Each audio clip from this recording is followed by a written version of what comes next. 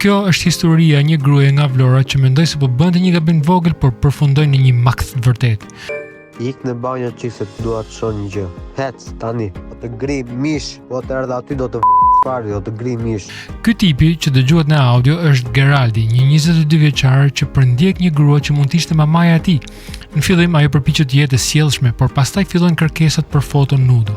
E friksuar vendos ta bllokojë Geraldin, por ai fillon ta kërcënojë edhe më keq. Nëse nuk më hapat WhatsAppin, do të shpërndaj fotot e tua nëpër rrjetet sociale.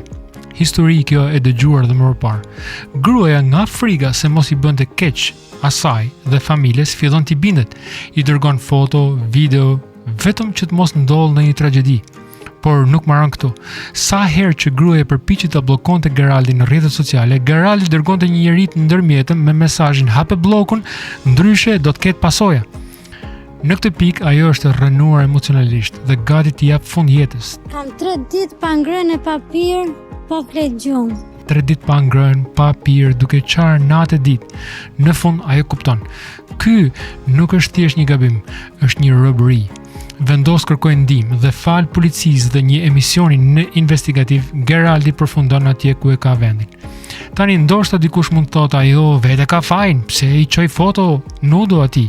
Po prit. Kur dikush të kërcënon dhe të bën presion, fajin nuk e ka viktima. E vetmja mënyrë për të shkputur nga këto agresor është duke mbyllur bisedën menjëherë. Mos ec në rrugën e tyre, mos e zgjat bisedën.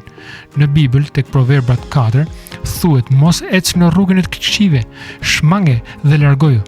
Nëse ndonjëherë ndihesh i kërcënuar, mos qëndro vetëm, fol, kërkon ndihmë, jeta jote ka shumë më tepër vlerë se sa frika jote. Çfarë do bëje ti po të ishe në vendin e kësaj gruaje? Më shkruaj më poshtë, Zotit bekoft.